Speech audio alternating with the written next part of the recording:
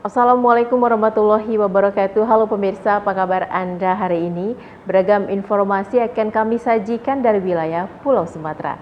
Bersama saya Wanasari, inilah kabar Sumatera selengkapnya.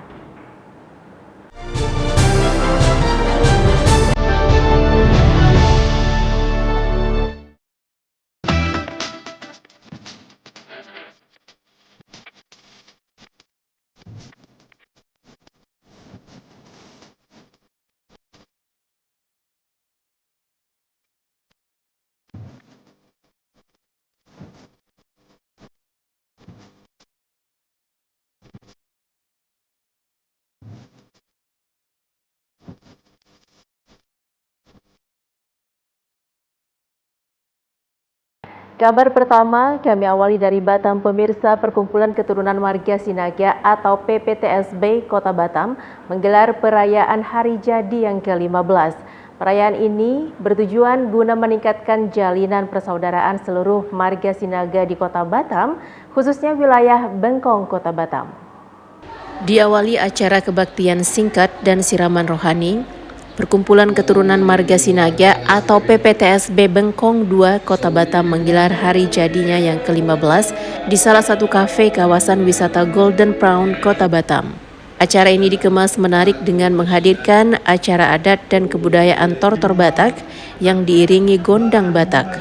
Tortor ini memiliki prinsip semangat kebersamaan, rasa persaudaraan dan solidaritas untuk kepentingan bersama dan kebahagiaan bagi keturunan marga Sinaga Bengkong 2. Sebagai bentuk rasa persaudaraan dan kepedulian, panitia memberikan tali asih kepada keluarga Sinaga yang membutuhkan, serta memberikan penghargaan kepada anak-anak yang berprestasi. Ketua DPW PPTSB Provinsi Kepulauan Riau, Ediaman Sinaga mengatakan, acara Hari Jadi PPTS Bengkong 2 digelar guna menjaga dan meningkatkan tali persaudaraan sesama marga Sinaga di perantauan.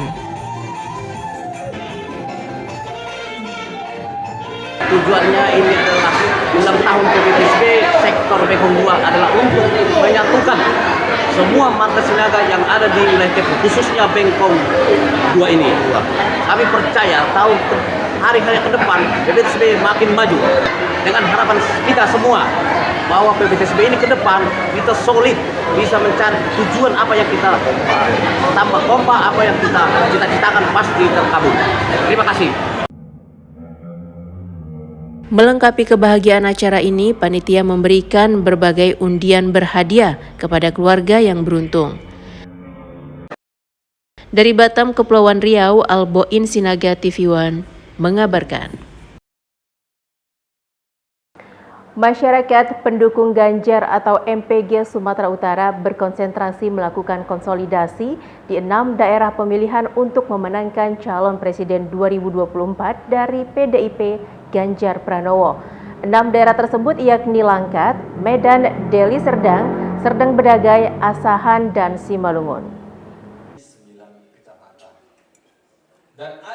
Dikatakan Ketua Dewan Pimpinan Wilayah Masyarakat Pendukung Ganjar Sumut Budiman Nadabdab saat rakerda dan konsolidasi di Hotel JW Marriott mengatakan, 6 daerah yang menjadi konsentrasi peraih suara itu memiliki 53,2% suara, di mana 6 wilayah itu dengan jumlah DPT ada 5.000 lebih dari total DPT Sumatera Utara. Budiman mengatakan ada 3 kategori zona wilayah pemilihan suara di Sumatera Utara berpatokan pada Pilpres 2019 lalu, yaitu wilayah hitam, abu-abu, dan putih. Adapun wilayah abu-abu yakni Langkat, Medan, Deli Serdang, Serdang Bedagai, Tebing Tinggi, Batubara, Asahan, Simalungun, Labuan Batu, Labura, dan Labusel. Untuk zona putih ada 15 kabupaten kota yakni Nias, Tapanuli, Sibolga, Humbang Hasundutan, Samosir, Siantar, Karo, Pakpak Barat, Toba, Dairi dengan total suara 22%. DPD masyarakat pendukung Ganjar juga hadir di sini. Kami konsentrasi dari masyarakat pendukung Ganjar untuk membuat strategi pemenangan, bagaimana kita di Langkat, bagaimana di Medan, bagaimana di Deli Serdang, di Labuan Batu, bagaimana di Asahan, bagaimana di Simalungun. Perlu kami jelaskan kepada kita bahwa tahun 2019 Jokowi Ya, Jokowi menjadi patokan kami karena Jokowi dengan Ganjar Pranowo sama karakternya dan tipikal yang disukai oleh wilayah ini. Rakyat tahu bahwa Ganjar itu sudah bisa dikatakan identik dengan Jokowi, baik mengenai latar belakangnya, partainya, sosoknya, dan sebagainya gitu loh. Dengan dibentuk PDI Perjuangan sekarang koordinator, dibentuk satu badan institusi sekarang koordinator relawan-relawan, sudah belajar dari peristiwa yang lalu, membuat lebih solid nanti relawan dengan partai. Dari Medan, Sumatera Utara, tim TV One mengabarkan. Bertempat di Arya Gayap Convention Center, Desa Babat, Kecamatan Penukal, Kabupaten Pali, Sumatera Selatan, Forum Komunikasi Kepala Desa Pali atau FK2DP melakukan musyawarah daerah yang kedua dengan tema Kita Satu untuk Pali Serasinia menuju Sumsel kembali gemilang. Bertempat di Arya Gayap Convention Center, Desa Babat, Kecamatan Penukal, Kabupaten Pali, Sumatera Selatan, Forum Komunikasi Kepala Desa Pali atau FK2DP melakukan musyawarah daerah yang kedua dengan tema Kita Satu untuk Pali Serasinia menuju Sumsel kembali gemilang pada Sabtu 28 April 2023. Kegiatan ini dihadiri langsung Wakil Bupati Pali Sumarjono, Asisten 3 Pemkab Pali, DPMD, dan para camat. Setelah membuka musda, Wakil Bupati Pali berharap kepada seluruh kepala desa yang tergabung dalam FK2DP dapat memberikan banyak ide positif dan berpihak kepada masyarakat, sehingga dapat berkontribusi besar terhadap pencapaian visi dan misi pemerintah Kabupaten Pali. Selain itu juga mampu menjadi spirit untuk membangun desa dengan pemerintahan yang akuntabel, inovatif, dan berintegritas sehingga dapat menciptakan pemantapan pemulihan ekonomi melalui pemberdayaan desa. Memang seyogianya setiap profesi itu ada wadahnya, sehingga itu akan memudahkan bagi pemerintah dalam berkomunikasi dengan profesi tersebut. Misalnya guru ada wadahnya PGRI, dokter ada wadahnya ID, bidan ada wadahnya IB. Kepala desa alhamdulillah kita sudah ada. Jadi di dinamika 3 tahun ini kan ada pasca Covid waktu itu kan. Jadi kami menjalankan roda organisasi forum ini agak ada kesulitan, sehingga kedepannya harapan kami ketika terpilih lagi ketua baru, pengurus baru ini akan lebih kompak, lebih solid. Dari Penukal, Abab Lematang Ilir, Sumatera Selatan, Boris Simbolon TV One mengabarkan.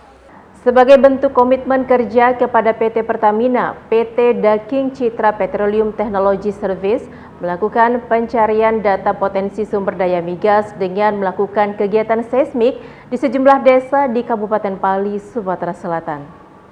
Sebagai bentuk komitmen kerja kepada PT Pertamina, PT Daking Citra Petroleum Technology Service melakukan pencarian data potensi sumber daya migas dengan melakukan kegiatan seismik di sejumlah desa di Kabupaten Pali, Sumatera Selatan. Kegiatan seismik yang dilakukan oleh PT Daking Citra PTS untuk saat ini memberikan dampak ekonomi langsung kepada masyarakat dengan telah merekrut sebanyak 400 tenaga kerja lokal dari beberapa desa di Kabupaten Pali. Untuk jumlah tenaga kerja 400 sampai 500 orang itu kita rekrut dari lokal dari Kabupaten Pali dengan 18 desa. Salah satunya Suryadani, warga desa Pengabuan yang semula berprofesi sebagai penjual es krim keliling dan kini menjadi pekerja lapangan di survei seismik PT Daking Citra PTS. Pekerjaan apa Pak yang kita bidang itu sekarang? Bawa mantel itu bentang kabel. Bentang kabel? Iya. Pak, untuk harapan Pak kepada perusahaan ini bagaimana Pak? Kalau menurut saya selesai di sini, untuk selanjutnya harapan saya bisa bergabung kembali. Di sejumlah lokasi kamp pekerja yang menyebut sengaja mengais rezeki di kawasan ini dan dengan banyaknya pekerja dapat menjadi berkah bagi para pedagang dadakan. Jadi momen ini jadi berkah ya Bu ya untuk kita Bu. Berkah. Untuk harapannya Bu kepada pihak perusahaan mungkin bagaimana Bu ke depan Bu? Ke depannya kita panjang proyek biar lama kita dagang di sini. Selain mampu dalam bekerja, para pekerja juga harus memahami kondisi-kondisi tidak aman, seperti lingkungan sekitar yang mempengaruhi segala aspek dalam pekerjaan seismik. Kita tetap harus melakukan pengawasan ya. Bagaimana kita mengantisipasinya, kita setiap pagi melakukan teamwork meeting. Kita apel pagi, kita lakukan cross check penggunaan APD, jelas dari sepatu, helm dan wearpack dan sarung tangan. Antisipasi biar tidak melanggar peraturan-peraturan yang ada di proyek ini. Dari Kabupaten Pali, Sumatera Selatan, Boris Simbolon, TV One mengabarkan.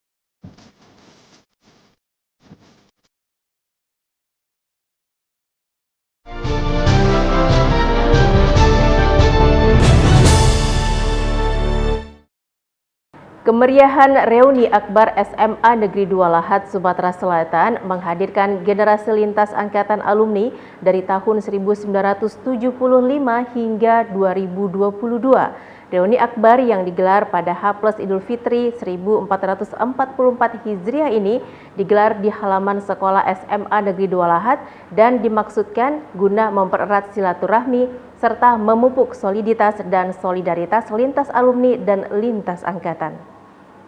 Inilah kemeriahan reuni Akbar SMA Negeri 2 Lahat, Sumatera Selatan yang menghadirkan generasi lintas angkatan alumni SMA Negeri 2 Lahat dari tahun 1975 hingga alumni tahun 2022. Reuni Akbar yang digelar pada H+3 Idul Fitri 1444 Hijriah ini digelar di halaman sekolah SMA Negeri 2 Lahat dan dimaksudkan guna mempererat silaturahmi serta memupuk soliditas dan solidaritas lintas alumni dan lintas angkatan. Tidak hanya para alumni, dalam reuni Akbar ini pihak panitia juga turut menghadirkan dewan guru yang masih aktif mengajar maupun yang sudah pensiun untuk dapat hadir memeriahkan kegiatan reuni Akbar. Rangkaian kegiatan reuni Akbar ini diawali dengan jalan santai berhadiah bertabur door prize yang memperebutkan hadiah utama berupa 5 unit sepeda motor, sepeda listrik, sepeda gunung, lemari pendingin, mesin cuci, serta alat-alat elektronik lainnya. Selain itu, bakti sosial dan donor darah juga masuk dalam rangkaian kegiatan yang diselenggarakan dalam alumni untuk alumni. Reuni Akbar hari ini itu sebenarnya sudah dijadwalkan 2020 karena COVID-19 akhirnya terlaksana hari ini.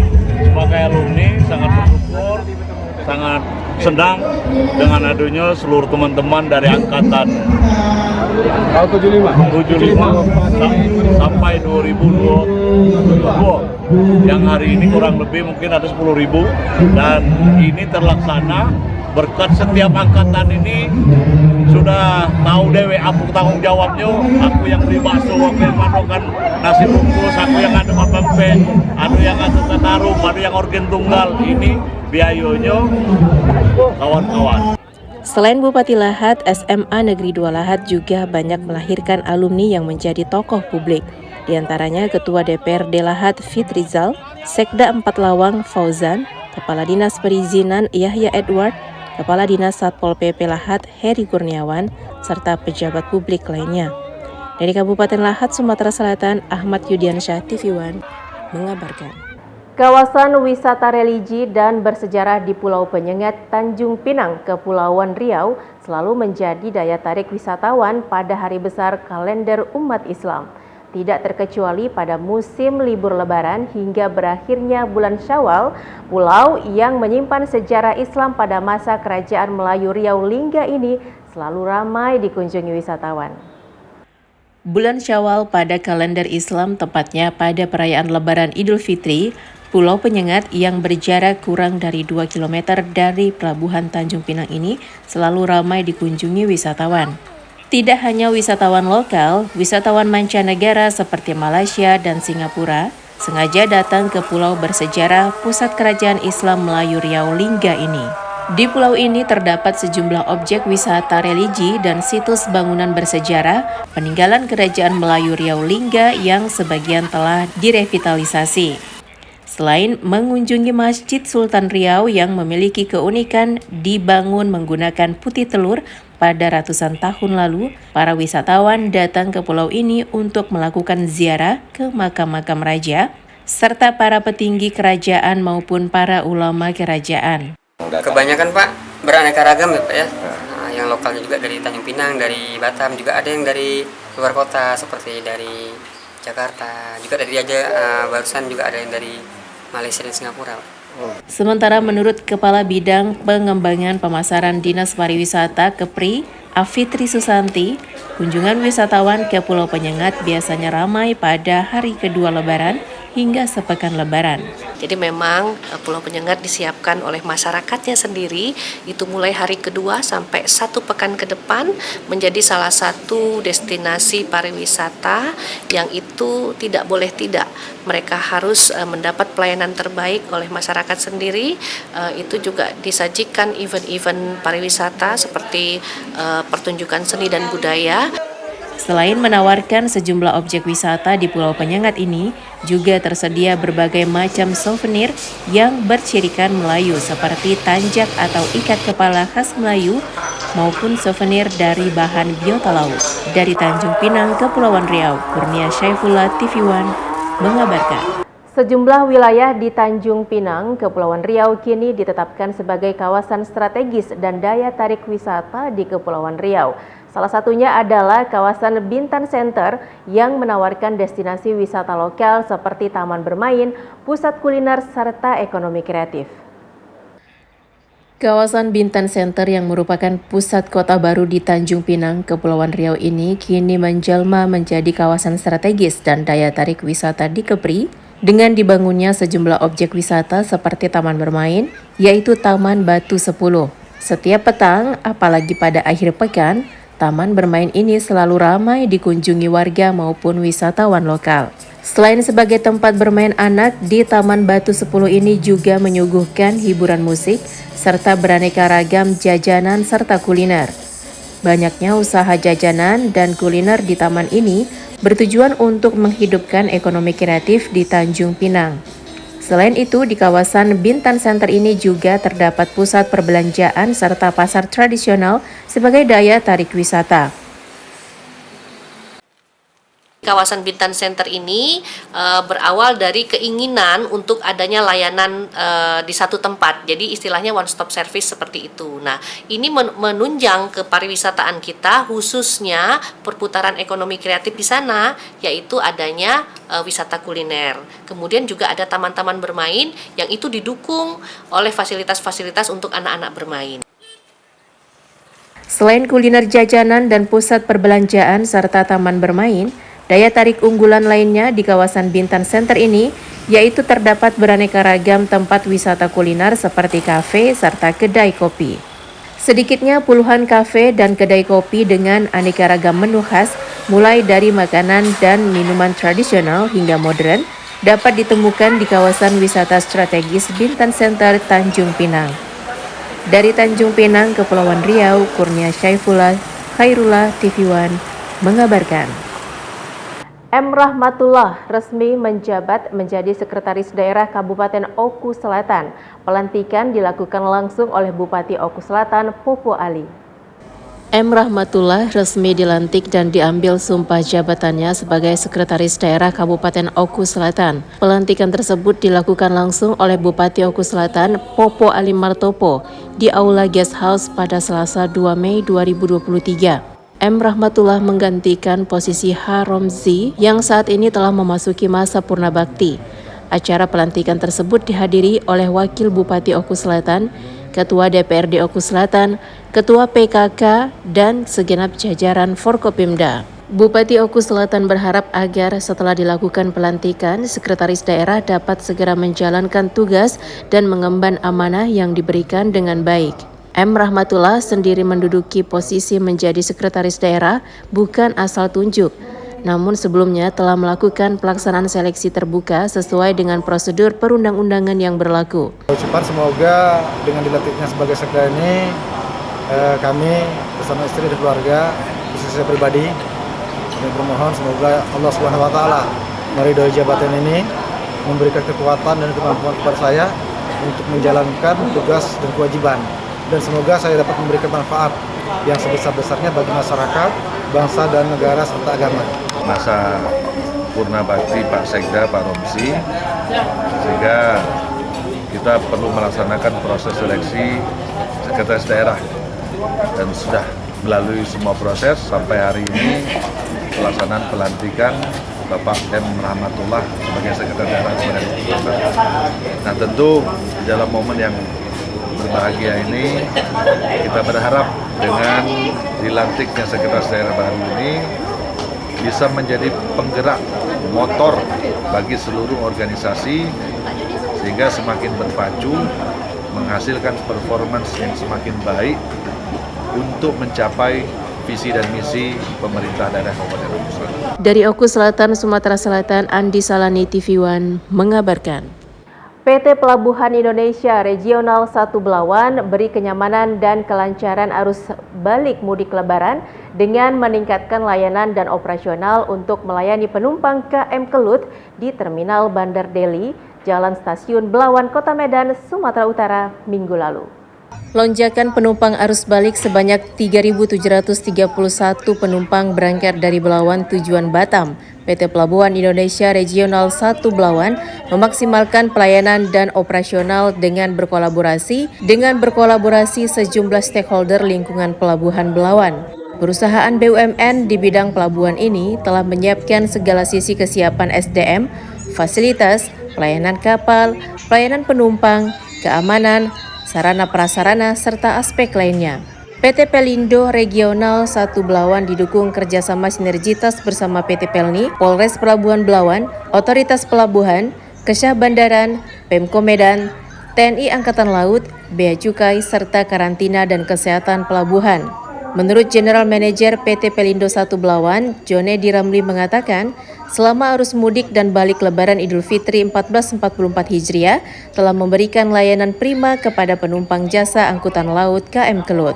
PT Pelindo Regional 1 Belawan komit memberikan layanan terbaik kepada masyarakat sampai berakhirnya arus balik Lebaran 2023. Pelindo sebagai penyedia fasilitas penumpang dalam menghadapi angkutan Lebaran ini, baik arus balik maupun arus mudik, kami dari Pelindo sudah menyiapkan beberapa fasilitas untuk pelayanan masyarakat. Hari ini kami Pelindo menyiapkan dan menambah fasilitas seperti toilet, AC, serta melakukan pengecatan terminal penumpang supaya penumpang dapat dilayani dengan baik. PT Pelindo Regional 1 Belawan mengucapkan terima kasih kepada masyarakat yang datang dan berangkat di Terminal Bandar Deli, Pelabuhan Belawan yang telah menggunakan fasilitas terminal dengan baik selama arus mudik dan balik Lebaran 2023. Dari Medan, Sumatera Utara, Martinus Sitorus, TV One mengabarkan.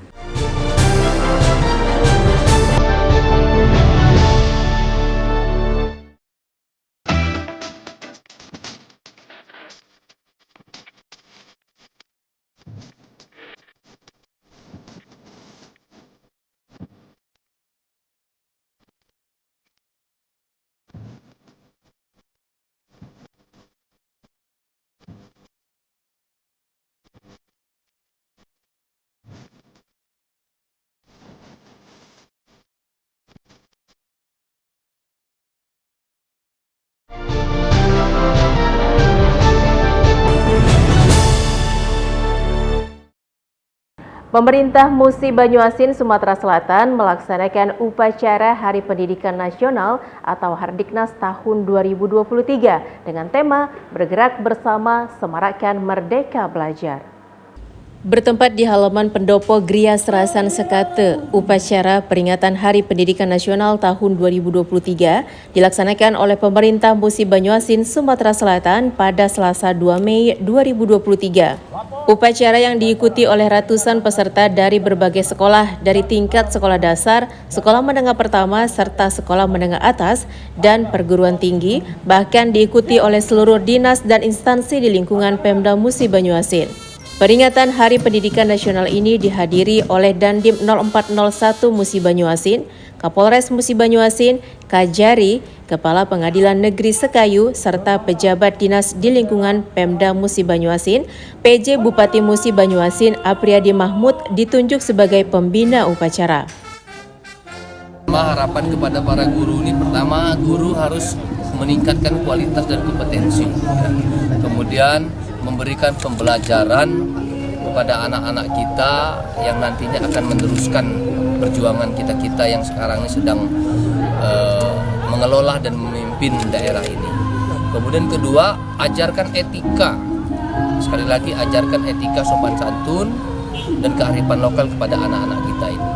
Karena sekarang ini arus globalisasi, informasi yang sangat cepat ini sedikit banyak pasti akan mempengaruhi, terutama mempengaruhi etika dan sopan santun daripada anak-anak kita. Oleh karena itu tugas utama guru, di samping memberikan pembelajaran tentang pengetahuan, juga memberikan pembelajaran tentang etika, tata krama, etika, sopan santun, adat ketimuran dan budaya lokal.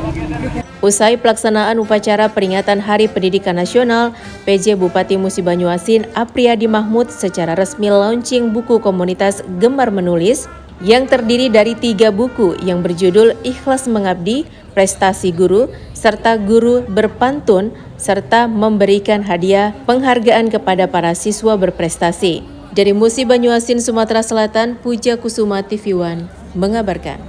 Bank Indonesia Cabang Sibolga bersama Sihar Sitorus melaksanakan kegiatan diskusi publik dengan masyarakat Padang Lawas Utara.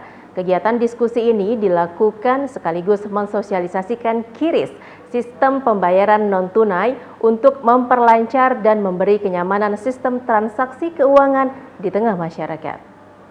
Bertempat di Hotel Sapadia, Kabupaten Padang Lawas Utara, kegiatan diskusi publik dilaksanakan oleh pihak Bank Indonesia, Cabang Sibolga, dan Sihar Sitorus, anggota DPR RI Komisi 11 Dapil 2 Sumut, yang juga dikenal sebagai tokoh penggerak ekonomi masyarakat Padang Lawas Utara. Diskusi publik yang diikuti 100 orang peserta dari perangkat desa serta mewakili masyarakat Padang Lawas Utara ini sekaligus mensosialisasikan QRIS sebagai aplikasi transaksi non-tunai yang dikeluarkan Bank Indonesia pada 1 Januari tahun 2020 lalu. Sihar Sitorus, anggota DPR RI Komisi 11, berharap dengan adanya diskusi publik dan sosialisasi QRIS ini bisa memberikan keamanan dan kemudahan bagi masyarakat Padang Lawas Utara untuk bertransaksi keuangan. Dengan QRIS ini perekonomian, perputaran ekonomi bisa bertambah cepat dan perdagangan atau produk-produk valuta bisa menjangkau pasar yang lebih luas. Dan QRIS ini akan salah satu perangkat untuk membawa produk valuta itu menjangkau daerah-daerah yang lebih luas. Salah satu manfaat dari QRIS kan kalau biasanya masyarakat menggunakan uang tunai, kalau dengan QRIS kan sifatnya non tunai. Nah, resiko untuk menerima kena uang palsu itu dapat diminimalkan karena tidak lagi menggunakan uang tunai dalam keseharian. Selain kegiatan sosialisasi QRIS, kegiatan diskusi publik ini dilanjutkan dengan sosialisasi dengan pihak OJK yang diikuti 300 peserta dengan tujuan antisipasi terjeratnya masyarakat terhadap pinjaman online yang saat ini marak terjadi. Dari Kabupaten Padang Lawas Utara, Irfan TV One mengabarkan. Masyarakat yang mengatasnamakan Lentera Hijau Sriwijaya menggelar aksi demo di depan Polda Sumsel. Dalam aksi ini, massa menuntut polisi untuk memeriksa salah satu pimpinan PT Kelapa Sawit terkait adanya dugaan penahanan warga di PT tersebut lebih dari 1 kali 24 jam. Orasi lantang terdengar saat demo massa yang mengatasnamakan Lentera Hijau Sriwijaya di depan pagar markas Polda Sumsel terkait akan adanya dugaan penahanan warga Banyuasin oleh pihak perusahaan yang lebih dari 1 kali 24 jam dengan adanya tuduhan pencurian buah sawit milik perusahaan. Menurut Febri, koordinator aksi mengatakan warga yang ditahan di pos Kodal yang diduga telah mencuri buah sawit milik perusahaan bahkan tanpa dikasih minum dan makan lebih dari 1 kali 24 jam. Demo kali ini berfokus dengan tuntutan periksa dan tangkap pelaku dugaan penyekapan petani Banyuasin oleh salah satu pimpinan PT Perkebunan Kelapa Sawit dan para pendemo juga mempertanyakan status terlapor Julisman. Periksa dan tangkap pelaku dugaan penyekapan yang dilakukan oleh saudara Julisman ID, salah satu pimpinan PT Andira Agro Tbk yang mempunyai jabatan asisten direksi. Jadi fokus kami pada hari ini adalah adanya dugaan penyekapan terhadap petani Banyuasin oleh PT Andira Agro Tbk yang dimana seorang pimpinan PT Andira Tbk ini melakukan instruksi kepada koordinator keamanan untuk menangkap petani yang dugaannya adalah melakukan pencurian buah sawit. Mereka ini bukan mencuri, tapi mengambil di lahan sendiri karena mereka punya sertifikat di atas lahan itu. Nah, yang kedua yang kami sesalkan adalah mereka ditahan kurang lebih 28 jam di pos Kodal punya PT Andira Agro Tbk. Namun setelah 28 jam kurang lebih tanpa diberikan makan, tanpa diberikan minum, ya, petani ini langsung diserahkan ke Polda Sumsel. Kami juga mempertanyakan sebatas mana status terlapor saudara Julisman ID, asisten direksi PT Andira Agro Tbk. Namun dari Julisman sendiri saat dihubungi media mengatakan dirinya telah diperiksa polisi dan saat kejadian dirinya menerima tamu, bukan penyekapan ataupun penahanan. Dari Palembang, Sumatera Selatan, Samsul Rizal, TV One mengabarkan.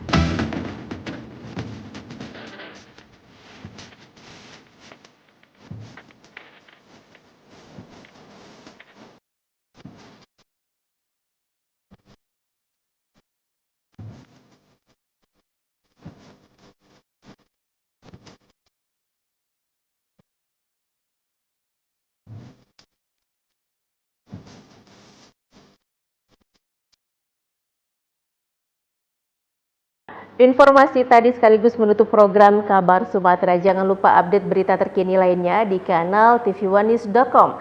Saya Wanasari dan seluruh kerabat kerja yang bertugas mengucapkan terima kasih. Assalamualaikum warahmatullahi wabarakatuh dan sampai jumpa.